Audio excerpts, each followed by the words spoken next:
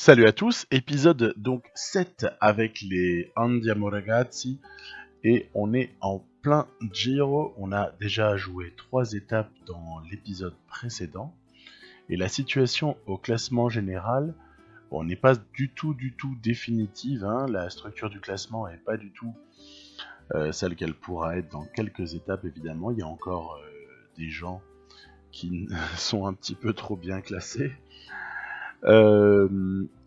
Et on aborde une étape 4 qui est assez monumentale avec, je crois, plus de 230 km. C'est vraiment le type d'étape sur lequel il faut être vigilant, mais d'un autre côté, la petite expérience de jeu qu'on a déjà nous a permis de nous apercevoir que c'est pas sur ces étapes-là finalement que se font les plus grosses différences. Donc, bon, écoutez, on verra bien ce que ça donne. Alors, petit détail, vous voyez le maillot de Nibali. En fait, c'est un maillot de meilleur grimpeur sur le Giro, mais pas encore amélioré par celui qui m'a fabriqué les maillots et qui m'a donné de meilleurs maillots entre temps. Et vous verrez qu'au fil de l'épisode, ce maillot Azzurro ne sera plus le même. Il sera enfin personnalisé, si j'ose dire. Alors, on est donc proche de l'arrivée. On voit qu'il y a quelques individus dont il faut se méfier tout particulièrement. On sait que par exemple sur ce Giro, un très bon coureur, c'est Dylan Teuns. Il est vraiment dans une très bonne phase. Dans la foulée de sa victoire, je ne sais plus si c'était à la Flèche ou si c'était à l'Amstel, mais il avait eu comme ça une victoire assez significative. Mais il est vraiment dans la foulée de ces victoires-là. Du côté toujours de Emirates, il faut se méfier grandement de Fabio Aru. Et il y a aussi d'autres adversaires qui sont assez dangereux, parce que très fort au niveau de l'équipe, c'est les Mickelton Scott. Et on va voir que sur cette étape 4, on va évidemment se faire coiffer au poteau par l'ami Teuns. Chavez, écoutez, je sais pas ce qu'il a mangé, parce que honnêtement, Chavez, c'est un petit peu Quintana en fait. Voilà. Donc bon, écoutez, pourquoi pas. Quintana, justement, on l'a vu, il a perdu un petit peu de temps sur cette étape-là. Hein, au cas où on l'aurait pas remarqué, Quintana, il est là. Hein. Et je crois qu'il va falloir se méfier de lui au fur et à mesure des étapes, et notamment lorsque la montagne va arriver, parce que Quintana, c'est toujours à prendre au sérieux, c'est du 83 minimum en montagne. C'est ultra dangereux, donc ça s'est vraiment joué à un mini boyau. Cette victoire-là, hein, le sprint a été pour Teuns, qui est quand même un meilleur finisseur. Même si Chavez, avec ses qualités d'accélération, a toujours les moyens de contester ce type d'arrivée, ce que nous on n'a pas vraiment. Bref, on a 48 secondes de retard avec Nibali sur Chavez. Et on aborde une étape, là encore, je dirais, ça ressemble, c'est des profils assez courants, avec, je dirais, pas grand chose qui se passe pendant 190 km, et puis pendant 10 km ensuite, un petit peu d'agitation. Alors, on va envoyer Alessandro De Marchi à l'avant. Je lui avais, on va dire, partiellement, volontairement fait prendre beaucoup de retard pour qu'il ait des tickets. Il faut savoir que lui, c'est un baroudeur. Vraiment, c'est un des tout meilleurs baroudeurs du peloton. Surtout qu'il est doté de notes en montagne et en vallon qui sont plus que bonnes. Et donc, il a un profil pour ramasser beaucoup d'étapes. Par contre, il n'a pas nécessairement un profil pour être le leader, puisque de toute façon, le leader, c'est déjà une chose qui est réglée dans notre équipe. Et voilà, on est à l'abord de petit replat qui précède la dernière difficulté du jour. Il y a une avance bon, qui est escalée, elle n'est pas énorme, hein, une grosse minute 30 pour des marquis devant. On voit que derrière, ça s'agite dans tous les sens. Ça, c'est très très courant que ces fins d'étape là sur le Giro soient très très agitées. On voit qu'il y a même quelques équipes de sprinters qui croient encore en la victoire d'un des leurs. Là, c'était à l'instant les Trek Segafredo, mais qui ensuite sont vite ravisés parce qu'en fait, ils n'avaient pas grand-chose à jouer dans le final. Tiens, par contre, quand les Mickelton Scott commencent à arriver vers l'avant, là, on commence à se dire attention, attention, attention à Chavez, attention à Yates, attention à Kreuziger. Ils ont des coureurs hein, sur ce Giro. Et Kreuziger, je peux vous dire que il a beau être un petit peu âgé, il est loin d'être dépassé. Il est pas mal du tout. Il est assez performant.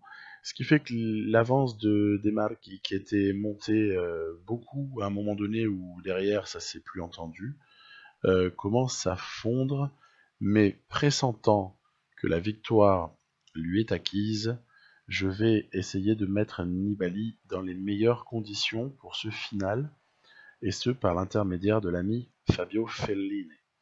Voilà.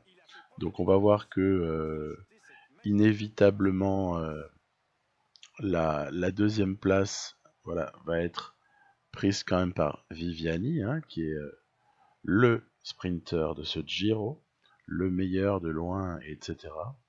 Il n'y a vraiment pas grand chose à dire. Et bon, nous, voilà, on a assuré notre place au général, pas de retard, c'est toujours ça de prix. Voilà, on essaye toujours, si on peut, on essaye toujours de grignoter quelque chose, mais on s'aperçoit très très fréquemment qu'il n'y a pas grand chose à grignoter. Et quand on estime avoir peut-être grignoté quelque chose, ah ben là, c'est le jeu qui nous fait une blague, parce que lui, il estime qu'on est tous dans le même temps. Donc, ok, pas de problème, j'accepte totalement le truc. Statu quo, quasi statu quo au classement général, même si ça commence un petit peu à s'affiner. Et là, on aborde l'étape 6, qui est une étape de plaine. Alors là, pour le coup, il y a zéro difficulté dans le final. C'est donc totalement dédié à des sprinters ou, et vous voyez que j'ai déjà envoyé des marquis à l'avant, ou à des échappés qui arriveraient à résister au retour du peloton. Savoir que si Viviani était un très fort sprinter, il est tout de même très très dépendant de son équipe, puisqu'il faut arriver à ramener le peloton avant toute chose. Et dans les 20 derniers kilomètres, les Quick-Step vont caler un petit peu dans leur entreprise de ramener tout le monde, même si on voit que sur le final, ça c'est à deux doigts de revenir, mais au final, bon, moi j'ai pas réussi avec des marquis à remporter l'échappée, et derrière c'est pas revenu à temps, voilà, donc une étape un petit peu pour rien, mais on en a un petit peu l'habitude, même si heureusement sur les Giro et sur les Vuelta, c'est beaucoup moins fréquent que sur le Tour de France où on a parfois une demi-douzaine d'étapes très ennuyeuses, en tout cas très ennuyeuses au niveau de l'évolution du classement général. Bon, bah le classement général n'évolue pas. Sur une étape pareille, il n'y a aucune surprise à cela. Et on va aller tout de suite vers l'étape 7. L'étape 7, attention, il y a quand même du danger parce que c'est très vallonné. Très vallonné. Attention à Chavez qui est vraiment l'homme en forme du moment. Attention vraiment à lui. Donc on va là encore, je dirais, essayer de prendre les devants là dans quelques difficultés qu'il y a sur le final. On va essayer cette fois-ci, je n'ai pas envoyé des marquis à l'avant. J'ai préféré le garder pour imprimer un gros rythme dans le peloton parce que on a tout de même derrière la tête qu'un de ces jours il va quand même falloir essayer d'avoir une victoire avec Bonifacio. On l'a tout de même pas emmené pour aller juste chercher les bidons. Donc s'il y a une possibilité d'emmener Nicolas Bonifacio à une victoire au sprint un de ces jours, ben on va tout de même essayer, et c'est peut-être le jour. C'est peut-être le jour, c'est pour ça que je fais rouler un petit peu tout le monde. On est quasiment sur un plan large, voilà, on voit mieux. On est quasiment en situation de contre-la-montre par équipe. Alors vous voyez, j'ai fait une petite blague avec Rosa, j'ai lâché la roue de Nibali. Ça c'était juste pour voir s'il y avait moyen de faire une petite entourloupe à tous nos concurrents au général, mais on voit que l'entourloupe, non, non, non. Chavez, il a tout de suite pris la roue, il y a tout de suite un coéquipier, Mickelton Scott, enfin bon bref. Tuns, il sent pousser des ailes, il a l'impression qu'il joue le général, le gars. Bon bref, voilà, no comment. On est donc sur une toute fin d'étape où Nibali se voit quand même offrir une petite opportunité, même si derrière ça roule dur. Hein. Mais petite opportunité pour Nibali, puisque à la sortie de cette difficulté tout de même, il y avait peut-être quelque chose à faire, et puis on va voir que, non, tout de même, ça va revenir très très fort, et c'est le Bora Hansgrohe Bennett, Sam Bennett, qui va s'imposer. Et puis là, non, non, des écarts, vous plaisantez. Chavez, il s'est mangé quelques secondes, mais non, non, on va pas s'inquiéter. Euh, Nous, quand on se prend une cassure, on se prend 1 minute 20 dans la figure. Par contre, Chavez, quand il se prend une toute petite cassure, il se prend pas 10 secondes ni 5 secondes, non, non, non, il se prend rien. Voilà. Donc voilà, ça doit être peut-être ça, j'ironise un petit peu, ça doit être un petit peu ça le mode extrême probablement, c'est qu'on se fait un petit peu prendre pour un idiot à droite à gauche, vous verrez, j'aurai d'autres petites choses à vous montrer juste après sur le fait que, après à trop prendre les gens pour des idiots, ils peuvent aussi avoir envie d'arrêter de jouer. Donc moi je comprends s'il y en a qui se lassent parfois, parce que honnêtement il y a des choses qui sont parfois pas très très justes, pas très très judicieuses, et limite décourageantes. On arrive à une étape cruciale, c'est l'étape 8. Alors, j'ai évidemment pour objectif de faire une opération positive pour Nibali au classement général, mais on a dans notre équipe quelques éléments, on l'a vu, puisque de toute façon on a gagné le contre-la-montre par équipe, donc ça veut dire qu'on doit avoir 2-3 rouleurs, et on doit avoir quelques gars qui sont capables d'aller performer même sur un contre-la-montre comme celui-ci, un contre-la-montre individuel. Et hormis Nibali, le premier d'entre eux qui est vraiment très performant, c'est Colantonio. Voilà. Colantonio qu'on voit ici arriver, il va établir un temps qui va être un temps de référence pendant un bon moment. Un bon moment, ce sera lui qui tiendra le classement. Après, il y aura Isagire Yon, hein. Isagire qui va à son tour prendre le classement provisoire de cette étape. Et puis là, on rentre dans ce qui me paraît tout à fait loufoque. On a vu Quintana à l'image. Bon, écoutez, je savais pas que Quintana c'était Tony Martin, mais le mec résiste totalement anormalement sur un contre-la-montre de 55 km. C'est stupide. À un moment donné, il faut arrêter.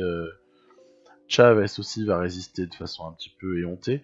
Et à l'opposé, vous avez Zakharine, qui à mon avis était tout tracé, tout indiqué pour faire une performance au moins digne d'un Isagire. Non, Zakharine, lui par contre, il va exploser en plein vol. Bon, ok. Donc, enfin exploser, tout est relatif, mais moi je l'aurais attendu à 20 secondes maximum de Isagire. Et puis Fabio Aru, c'est pareil, lui Aru, il a 68 en CLM. D'accord, 68, ok. Moi j'étais là à pleurnicher parce que j'avais 74 avec Nibali, parce que avec son âge, le pauvre, il a un petit peu perdu de la note dans pas mal d'aptitudes. Mais Haru, lui, il a 68. Et Haru, ça l'empêche pas de faire un temps tout à fait honorable. Hein. Donc, bon. Je veux bien plein de choses. Je récupère le maillot, mais je suis même pas satisfait, en fait. Je suis même pas satisfait des écarts, parce que j'estime que 2 minutes sur Chavez, qui est totalement cheaté dans sa façon de... Vous allez voir ensuite sur les étapes de montagne, etc.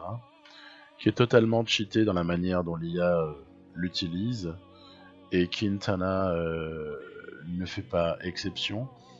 C'est pas assez cher payé sur 55 km. On avait vu que dans la partie avec l'Auto Soudal, il y avait également un contre-la-montre très long au Giro, hein, sur lequel justement on était un petit peu nombreux à avoir la surprise de constater que Mézec n'avait pas tellement performé. Eh bien, là, c'est un petit peu étonnant aussi ce qui s'est passé sur ce CLM, où on attendait, je sais pas, moi je m'attendais à autre chose, et puis je m'attendais... le temps de Nibali est très correct, hein, j'ai pas de problème là-dessus, mais je m'attendais pas à de telles performances, entre guillemets, pour limiter la casse de la part d'un Chavez, de la part d'un Quintana, voilà. Je trouve que ça, c'est un petit peu désagréable, parce que finalement, vous pouvez faire ce que vous voulez. À un moment donné, j'ai l'impression que c'est un peu cheaté, quoi. Donc là, on voit Tuns là qui continue à se prendre pour Peter Sagan ou pour Tish Benoît, hein, si on se déplaçait dans une autre réalité alternative. Tuns, lui, il est inarrêtable, il n'y a pas de problème, hein. Puis là, je sens que c'est peut-être le jour pour emmener Bonifacio à une victoire, et on va sauter Tuns sur le fil. On va réussir à l'avoir. On était un peu aussi en mode CLM par équipe là sur la toute fin. Ça roulait fort, mais ça roulait. Tout le monde prenait les relais, hein. C'était pas des coureurs qui se suivaient. C'est parce que je voulais à tout prix revenir sur Tuns, sentant qu'il y avait peut-être quelque chose pour Bonifacio. Donc Bonifacio a eu son étape, Desmarquis a eu son étape. On recommencera peut-être avec Desmarquis, et il n'est pas dit qu'on ne cherche pas à glaner un autre sprint avec Bonifacio, mais c'est déjà au moins, voilà. Avoir gagné une étape avec Bonifacio, ça justifie le fait de l'avoir emmené. Et puis voilà, au classement, pas grand chose à signaler, si ce n'est peut-être une poignée de secondes qui ont été glanées via cette deuxième place. Bon, très bien. On voit que, en tout cas, les écarts ne sont absolument pas faits. Ensuite, on va arriver à une étape 10 que je trouve étrange. Alors, je vais un petit peu de manière logique et quasi habituelle, hein, ça, en tout cas ça va le devenir, envoyer des marques à l'avant. Et puis pendant que je m'occupais évidemment de Nibali derrière, pour surveiller quelques petites velléités des concurrents, bah évidemment il y a les deux compagnons d'échappée qui ont trouvé le moyen d'attaquer. Donc il a fallu que je fasse un effort pour boucher avec des marquis, pour aller essayer de prendre les points de grimpeur, pour essayer de lui offrir l'opportunité, on va dire au minimum, de porter ce maillot pendant quelques jours, parce qu'il y a pas mal de points à glaner sur cette étape de montagne. Et voilà, bah, l'échappée se passe relativement correctement. Encore rebelote, il y en a 3 qui ont démarré pendant que j'avais le dos tourné, évidemment. Puis alors en plus, dès qu'ils ont pris 10 mètres, laissez tomber, hein. Plutôt, moi j'ai préféré attendre la difficulté suivante, c'est-à-dire quand on était dans du plus de 10%, pour aller placer une attaque, parce que Desmarquis est très très clairement le plus fort du groupe. Ça s'est senti déjà dans le col précédent. Donc à partir du moment où il est le plus fort, je ne vois aucune raison de ne pas essayer d'aller gagner cette étape avec lui. Et puis derrière, eh bien, il ne reste plus que Caruso pour, on va dire, aider Nibali, puisque malheureusement, Rosa était dans très mauvaise forme ce jour-là. Son pic à lui, il va pas tarder. Fellin a fait ce qu'il pouvait. Ça, c'est pas un problème. Et puis là, on voit qu'il y a Caruso qui a qui a un petit peu abdiqué. Devant, Desmar qui va vraiment sans problème distancer ses compagnons d'échappée. Parce que là, il n'y a pas vraiment de suspense par rapport aux forces en présence à l'avant de la course. Mais il y a tellement d'écart, il y a plus de 6 minutes encore, que bon, maintenant il faut se focaliser sur ce qui se passe derrière dans le groupe maillot rose. Alors il y a Quintana qui part, et puis je me suis retrouvé dans l'impossibilité totale. Bon là évidemment on voit la barre qui est à 0 quasiment pour Nibali, mais je me suis retrouvé dans l'impossibilité totale, alors qu'il avait encore de la barre jaune et de la barre rouge, de prendre la roue de Chavez, m'a un petit peu contrarié, et puis de la même façon, bon, on voit que Chavez n'est pas non plus en très très grande forme là-devant. Il y a une cadence de pédalage qui indique une galère relative, mais il va quand même nous mettre 30 secondes sur cette étape-là. Donc c'est une très très mauvaise opération, parce qu'il y a également perte de temps vis-à-vis de Quintana, mais une perte de temps un petit peu plus significative. Et ça induit un rapproché au général qui n'augure pas grand-chose de bon. Le rapproché là de Chavez à 1:30 et de Quintana à moins de 4 minutes, vu la façon dont les choses se passent, et vu la manière dont l'IA gère les concurrents directs, je dirais, en les rendant quasi surhumains par moment, bah c'est sincèrement pas rassurant. Ce Giro que je croyais à la portée de Nibali pour ce qui était de le gagner en étant sous pic seulement la première semaine, enfin les 9 premières étapes en définitive, ben ça s'avère peut-être beaucoup plus compliqué que prévu. Bon, à suivre. Donc là on est toujours dans notre quête au point de grimpeur. On va s'imposer d'un souffle devant Roland pour la deuxième place, qui est très rémunératrice parce que c'est cols de première catégorie. Il y a 32 points pour le premier, 30 pour le deuxième, et on tombe tout de suite à 14 pour le troisième, etc. Donc dans ce qui suivra, c'est-à-dire une portion un petit peu plus calme avant la dernière difficulté du jour, Visconti nous permettra de prendre sa roue et d'aller essayer à deux de finir l'étape avec des marquis. Et puis vous allez voir qu'en fait derrière ça roule super fort.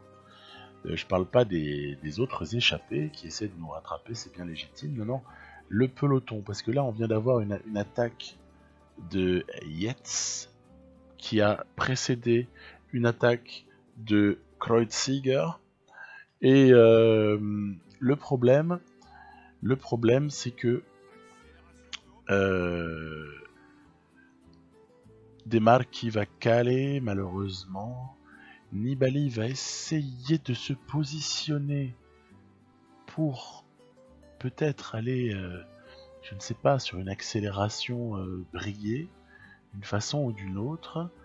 Et là, regardez bien, nous allons assister à la première victoire sur ce Giro. La première victoire pour le Sky. Voilà, le Sky Yates. Adam Yates, Simon Yates, faut pas confondre. Quintana, évidemment, Quintana, c'est à la Philippe. C'est-à-dire qu'en fait, par moment, Quintana, c'est à la Philippe. Par moment, Quintana, c'est Froome. Quintana, ça me dépasse. Voilà, je n'en dirai pas plus, mais je ne comprends pas. Je ne comprends pas certaines choses. Par moment, c'est Tony Martin. Je ne comprends vraiment pas le jeu par moment. Là, je trouve que dans cette partie, on bat des records. Alors que dans la partie Lotto-Soudal, j'étais plutôt... trouvais ça plutôt cohérent quand même globalement, ce qui se passait. Mais là, je trouve ça particulièrement bizarre. Donc on va continuer évidemment ce Giro dans quelques temps. Et je vous dis à très très vite pour de nouvelles aventures. Bye bye.